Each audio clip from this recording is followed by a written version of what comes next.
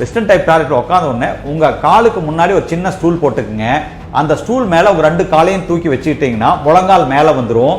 அப்போ உங்க உடம்ப கொஞ்சம் முன்னோக்கி இப்படி சாய்ச்சீங்கன்னா ஆல்மோஸ்ட் ஒரு இந்தியன் டைப் டாய்லெட் உட்கார்ந்து இருக்கக்கூடிய அதே பெனிஃபிட் கிடைச்சிரும். அந்த மலக்குடல் வந்து ஆசனவாயு கூட இணையக்கூடிய அந்த பகுதி வந்து ஸ்ட்ரைட்டன் ஆயிரும். அப்போ மலம் வந்து ஈஸியா வெளியேறிடும். இந்த வெஸ்டர்ன் டைப் டாய்லெட் யூஸ் பண்ணும்போது என்ன ஆகுதுன்னு பாத்தீங்கன்னா, இந்த மலக்குடல் ஆசனவாயோட இணையும் பொழுது இந்த பியூபோரெக்டல் மசில் பாத்தீங்கன்னா ஒரு டைட்டா அப்படி பிடிச்சிட்டு இருக்கும். அது பாத்தீங்கன்னா அந்த மசில் ரிலாக்ஸ் ஆகாது. அப்போ ரிலாக்ஸ் ஆகாதுன்னா என்னன்னு பாத்தீங்கன்னா, பாதி தான் அந்த வால்வ் ரிலீஸ் பண்ணிருக்கும். அப்போ அது மலக்குடலுக்கும் அந்த ஆசனவாய்க்கும் ஒரு நேர்கோட்டில் இருக்காது, கொஞ்சம் வளைஞ்சிருக்கும். அந்த கிங்க் பியூபோரெக்டல் கிங்க்னு சொல்லுவோம். அந்த கிங்க் அப்படியே இப்படி இருக்கிறதுனால ஒருத்தர் மலம் கழிக்கும் போது கொஞ்சம் ப்ரெஷர் கொடுத்து தான் மோஷன் போகணும். அதனால பாத்தீங்கன்னா மலம் முழுவதுமே வெளியேறாது.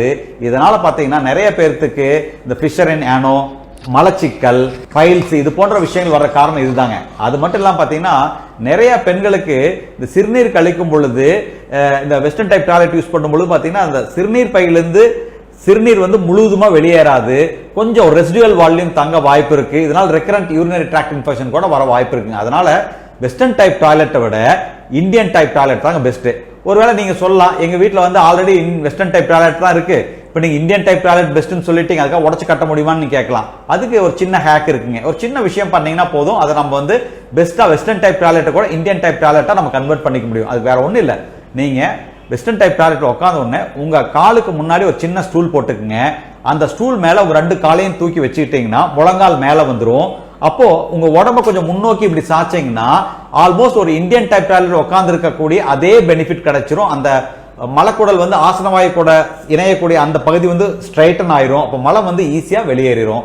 ஸோ வெஸ்டர்ன் டைப் டாய்லெட் பயன்படுத்தினால ஒரு டிஸ்அட்வான்டேஜ் இதுதாங்க. கழிப்பறைக்கு போகும் முன் நாம் பின்பற்ற வேண்டியவை என்னென்ன? பொதுவாக பார்த்தீங்கன்னா ஒருவர் கழிவறைக்கு போறதுக்கு முன்னாடி சில முக்கியமான விஷயங்களை கவனிக்கணுங்க. குறிப்பாக முதல்ல இடது கையை பார்க்க வேண்டும். எதுக்காக இடது கையை பார்க்கணும் அப்படின்னு நிறைய பேர் ஆச்சரியப்படலாங்க. என்ன காரணம் பார்த்தீங்கன்னா, நிறைய பேர்த்துக்கு இடது கையில் நகம் வளர்த்தக்கூடிய பழக்கம் இருக்கு. குறிப்பாக பெண்களுக்கு பார்த்தீங்கன்னா அந்த இடது கையில் நகத்தை அழகாக வளர்த்து அதை செதுக்கி நல்ல நெயில் பாலிஷ் போட்டு வச்சிருப்பாங்க. சில ஆண்கள் கூட பார்த்தீங்கன்னா இந்த கட்டவரில் மட்டும் நீளமாக நகம் வளர்த்தி வச்சிருப்பாங்க. சரி, இது நல்லது கிடையாது. என்ன காரணம் பார்த்தீங்கன்னா, இடது கையில் நகம் இருக்கும் பொழுது கழிவறைக்கு சென்று மலம் கழித்த பின்னர் சுத்தம் செய்யும் பொழுது மலத்துகள்கள் பார்த்தீங்கன்னா இந்த நகை இடுக்கில் போய் தங்கிக்கும்.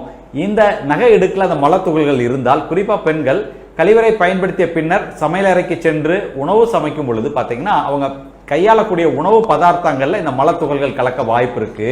இதனால் அவங்களுக்கு மட்டுமல்ல மற்றவர்களுக்கும் நோய் தொற்று வர வாய்ப்பு இருக்கு.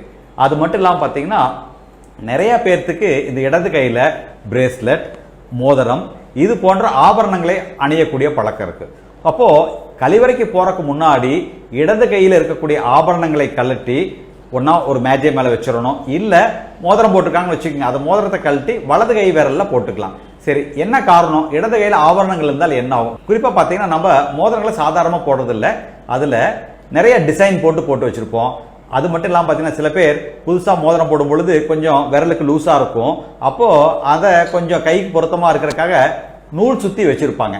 அப்போ என்ன ஆகுன்னு பார்த்தீங்கன்னா, இடது கையில் மோதிரமோ ஆபரணத்தோட மலம் கழிக்க போகும் பொழுது, மலம் கழித்த பின்னர் சுத்தம் செய்யும் பொழுது, மலத்தை கழுவும் பொழுது என்ன ஆகுன்னு பார்த்தீங்கன்னா அந்த மலத்துகள்களானது இந்த மோதிரத்தில் இருக்கக்கூடிய டிசைனில் போய் தங்கிக்கும். அது மட்டும் இல்லாமல் விரலுக்கும் மோதிரத்துக்கு நடுவில் அந்த மலத்துகள்கள் தங்கும் பொழுது மறுபடியும் உணவு பதார்த்தங்களை தொடும் பொழுதோ வேற குடிநீரை தொடும் பொழுதோ பார்த்தீங்கன்னா இந்த மலத்துகள்கள் அதில் கலக்க வாய்ப்பு இருக்கு. அதனால நோய் தொற்று வருங்க. அது மட்டும் இல்லாமல் பார்த்தீங்கன்னா இது ஒரு சுகாதார குறைபாடும் கூட.